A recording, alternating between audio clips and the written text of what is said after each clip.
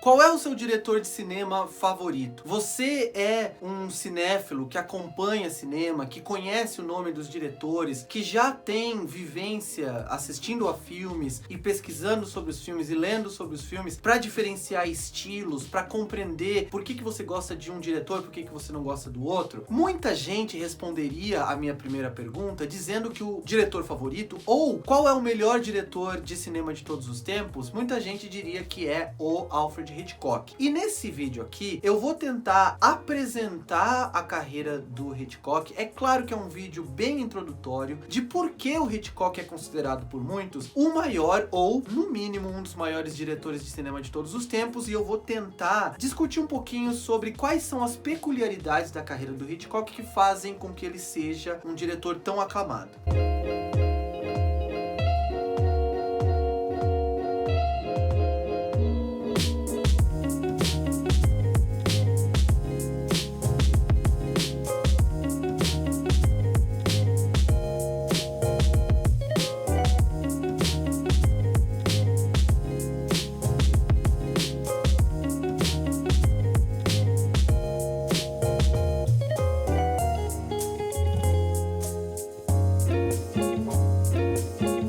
Provavelmente, o maior motivo, e eu vou dar 5 aqui, o maior motivo pelo qual o Hitchcock é um diretor a ser admirado e a ser copiado por qualquer pessoa que queira fazer cinema, é porque o Hitchcock sabia ser um diretor prioritariamente visual. Muita gente fala que o cinema é uma arte audiovisual. Quando você vai para a faculdade, inclusive tem cursos no Brasil que se chamam curso de audiovisual, outros se chamam curso de cinema, mas a gente precisa lembrar que a origem do cinema é uma origem muito mais ligada ao mecanismo de fotografia do que ao áudio. Por mais que o Thomas Edison, lá no século XIX, já tivesse o sonho de conseguir criar imagens e movimentos que casassem com o som da vitrola, quando o cinema nasce, ele nasce como uma arte exclusivamente visual, uma arte que não é muda, e eu explico no meu curso por que não é muda. Não existia praticamente exibição de cinema silenciosa, na verdade sempre tinha uma banda acompanhando, ou tinha um explicador explicando o filme para a plateia, mas a arte do cinema é uma arte visual. E o Hitchcock, ele conseguia fazer com que o espectador se envolvesse sentimentalmente, o espectador compreendesse a trama e também o subtexto da trama. O que a trama está escondendo e deixando para depois? Quais são os temas que estão sendo desenvolvidos no filme? Muitas vezes temas que não eram permitidos vir para a superfície na época, que na época do Código Hays, que era aquele código que censurava o cinema de Hollywood, o Hitchcock conseguia discutir certos temas menos aceitos e até proibidos de estarem nas telas dos filmes de Hollywood de uma maneira sutil, utilizando a linguagem visual. Então esse é, principalmente no cinema de Hollywood, o principal diferencial de um filme do Hitchcock. Então assistir a um filme dele faz com que você aprenda sobre direção cinematográfica, faz com que você aprenda sobre fotografia, sobre direção de arte, e mesmo que você não aprenda, você tem uma experiência mais prazerosa. Os filmes são bonitos, os filmes têm cenas que são muito impactantes, mesmo que você não saiba por quê, porque elas estão sendo feitas de uma maneira muito competente do ponto de vista físico, visual e semiótico, né? Que é todo aquele aspecto que faz você receber a informação do que você está vendo, mesmo que você não entenda de que maneira essa sensação foi criada através da linguagem cinematográfica. O segundo motivo que eu apontaria é que o Hitchcock, ele era um diretor formalista, sem ser muito frio ou distanciado. Ele é, de certa forma, e tem muitos estudiosos que falam isso, inclusive essa série que eu vou começar com esse vídeo é baseada neste livro, que é o Hitchcock Truffaut, que é uma grande entrevista do François Truffaut, o cineasta francês da Nouvelle Vague, lá no final dos anos 50 e começo dos anos 60, que passou a carreira inteira do Hitchcock com ele, e esse livro é considerado por muitos uma aula de cinema em um livro, né? O Hitchcock passa todos os 53 filmes dele aqui, conversando sobre técnicas que ele usou, conversando sobre por que ele fez tal escolha, por que ele deixou de fazer outra. E no prefácio brasileiro desse livro, porque ele é muito completo, como vocês podem ver, é um livro grande, tem imagens, tem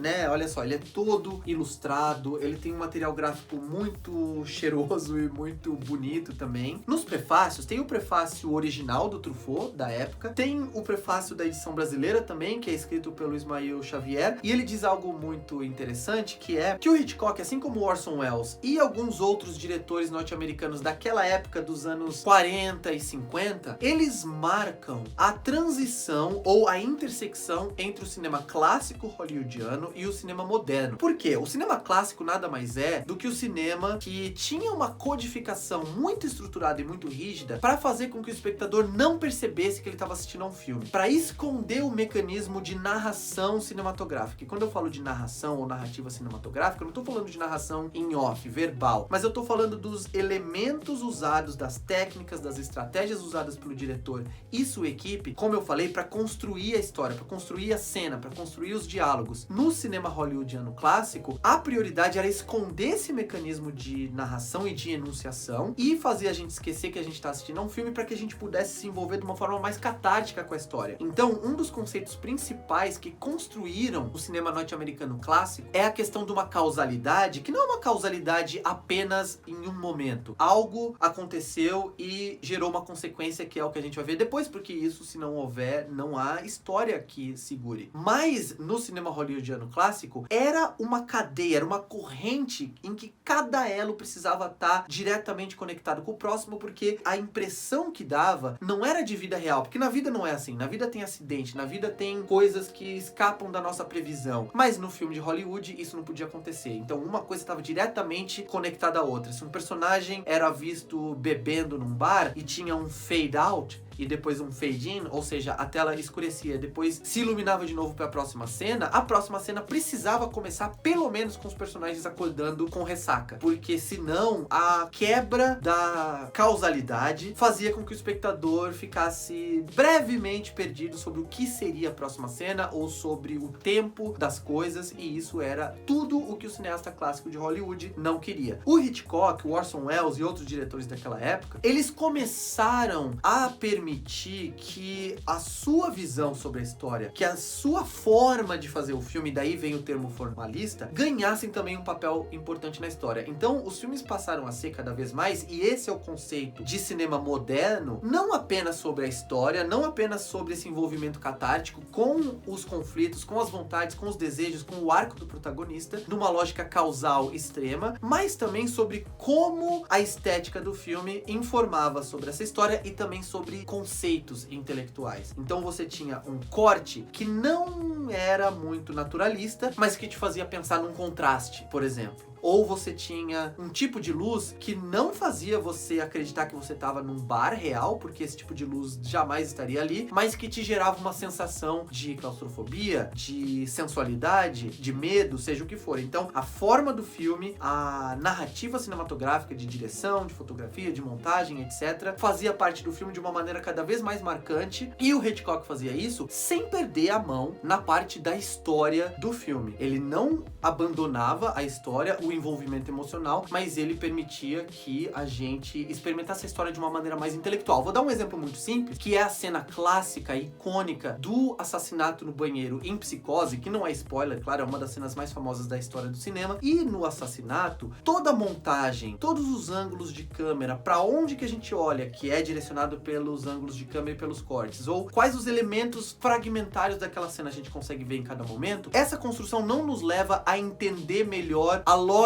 dos movimentos e a lógica daquele confronto no banheiro. Na verdade, essa lógica é uma lógica de impacto da violência. Então, como o Hitchcock não poderia mostrar o assassinato, a faca penetrando a carne de maneira explícita, toda aquela montagem, todos os ângulos de câmera, toda a construção formal, visual do filme, fazia com que um impacto fosse sentido pelo espectador, e esse impacto, através dessa forma cinematográfica, era mais importante do que necessariamente entender a causalidade de cada passo, de cada movimento, de cada gesto e o que cada um deles gerou durante a cena. O terceiro motivo é um pelo qual o Hitchcock normalmente não recebe muito crédito, que é, ele fez filme de todos os gêneros ou de vários gêneros e também em vários momentos diferentes da história do cinema, com mecanismos de produção diferentes. Então você assistir a filmografia do Hitchcock faz com que você aprenda cinema e desenvolva o seu olhar para diferenças também. Ele é muito famoso pelos filmes de terror e de, entre aspas, suspense,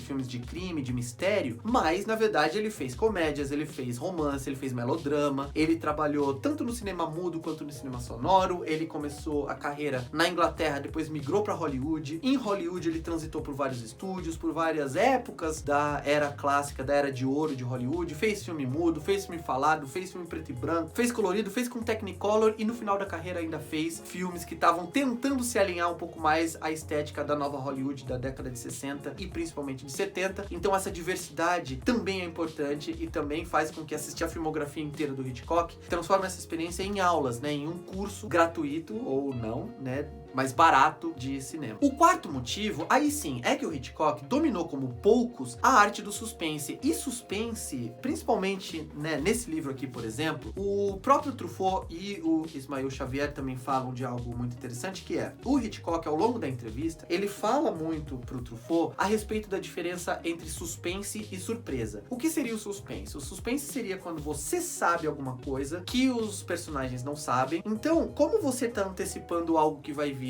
e que aqueles personagens vão cair de patinho sem se preparar para aquilo, você fica tenso. Você, toda vez que eles caminham para fazer aquilo que você já sabe que eles vão fazer e para que aquilo que precisa acontecer aconteça, você sabe que uma hora ou outra é inevitável, mas toda hora que isso se aproxima, você fica tenso. E essa é a construção do suspense. Tanto que pro Hitchcock, suspense, e aí, né, nos Estados Unidos é até hoje assim. Eu acho que é uma questão mais brasileira, um hábito mais brasileiro de achar que existe filme de suspense, que suspense é um gênero. A maioria dos filmes de suspense que a gente fala são filmes de terror, ou então filmes de crime, o que eles chamam de thriller, não é suspense, é um filme de investigação criminal, por exemplo, de mistério criminal. Mais suspense, que é essa abordagem narrativa que eu expliquei brevemente agora, pode estar presente e está presente normalmente em filmes de qualquer gênero. E o Hitchcock fazia isso em qualquer filme. Ele estava dirigindo um melodrama, ele estava dirigindo uma aventura, ele estava dirigindo qualquer tipo de filme, ele conseguia criar situações de suspense que envolviam o espectador de uma maneira muito especial. Você pode pensar em todos os gêneros, até comédia romântica. Você pega uma série de TV, uma sitcom, sei lá, o final de Friends, quando você tem aquele clichê que é do Ross indo pro aeroporto e a Rachel se aproximando do embarque e o Ross não sabe em que momento que ela está do embarque. Ela já embarcou? Ela não embarcou? Ela já tá passando pela alfândega? A gente sabe pela montagem paralela. Então isso é construção de suspense, independentemente do gênero, independentemente do formato. Pode ser cinema, pode ser televisão, pode ser streaming, mas esse mecanismo de envolvimento com o espectador, que é o suspense, o Hitchcock até hoje é considerado o mestre do suspense. E eu falei que ele fazia uma dicotomia no livro, que é entre suspense e surpresa. Então a surpresa seria o oposto, seria quando ninguém sabe, o espectador não sabe o que vai acontecer, os personagens não sabem o que vai acontecer e acontece de repente e você tem aquele choque. Pro Hitchcock, o suspense era muito mais eficiente do que a surpresa. E é por isso que os filmes de terror, muitos deles acabam fracassando, porque eles investem mais no jump scare, que é mais na surpresa, de você achar que não tem nada acontecendo e vem aquele susto e aí volta pra história. E isso não tem um efeito a longo prazo durante o filme. Você não fica num clima tenso por mais tempo. Você fica se houver suspense bem feito, que é o que ele fazia como ninguém. E o quinto ponto é que o Hitchcock trabalhou na indústria cinematográfica americana durante boa parte da carreira. Ele fez filmes, como eu falei já anteriormente, nos grandes estúdios de Hollywood, trabalhou com os maiores produtores da época, com o Selznick, por exemplo, ali no começo dos anos 50, final dos anos 40, e mesmo fazendo filmes que eram caros, que usavam a máquina dos estúdios de Hollywood para se realizarem, eles eram filmes que tinham, entre aspas, uma autoralidade muito grande, e eu tô usando entre aspas porque esse conceito de autor, como o diretor sendo o responsável por toda a estética, por todos os elementos do filme, já é datado, mas pro Truffaut Truffaut, que entrevista o Hitchcock nesse livro, era algo importantíssimo, porque ele e os colegas da Nouvelle Vague, que vinham da revista Carrière do Cinema, da crítica, depois viraram diretores, eles que desenvolveram essa teoria, e para eles o Hitchcock era um autor americano. Nos Estados Unidos, o Hitchcock era considerado um diretor só comercial. Ele era famoso, né? Ele era uma personalidade da televisão, ele era uma celebridade. Ele tinha um programa chamado Alfred Hitchcock Presents, que fez dele uma celebridade. Então até os críticos americanos desdenhavam do Hitchcock. Tanto que nesse livro, na introdução desse livro, o Truffaut conta uma história interessante, que é quando ele estava nos Estados Unidos divulgando um dos filmes, acho que foi Jules e Jim, e aí ele conversa com um crítico americano que pergunta pra ele: nossa, mas por que você tá falando tão bem de Janela Indiscreta? Como assim? O que esse filme tem de tão bom?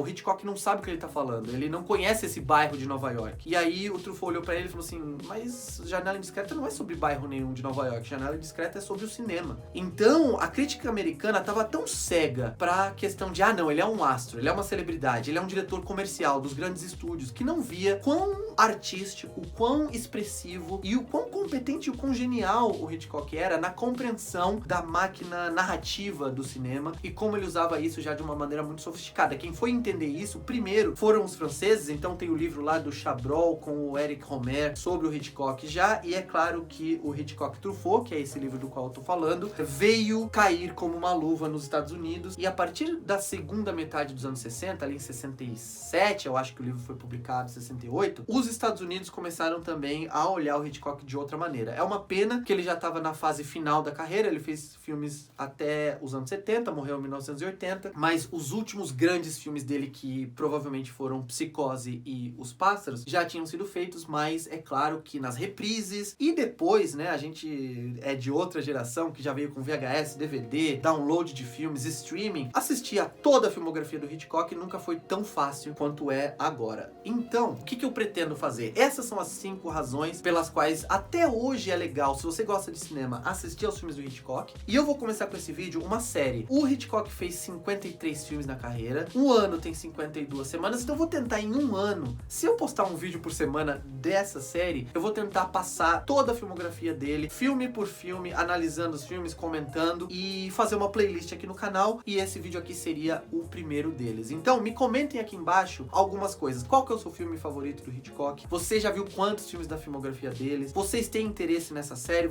Quais são os filmes sobre os quais vocês gostariam mais de me ouvir falar? E eu convido vocês a participarem dessa série, dessa playlist, assistindo aos filmes, um por semana, e depois acompanhando, curtindo, comentando os vídeos aqui no canal. Não se esqueçam de compartilhar esse vídeo aqui, de se inscrever no canal se você ainda não está inscrito, fazer tudo aquilo que a gente sempre fala, clicar no sininho para receber notificação sempre que tiver vídeo novo, e por enquanto eu vou ficando por aqui. Na próxima semana eu vou publicar o vídeo sobre The Pleasure Garden, que é o primeiro filme acabado do Hitchcock, longa-metragem, ainda no Reino Unido. Um abraço e tchau!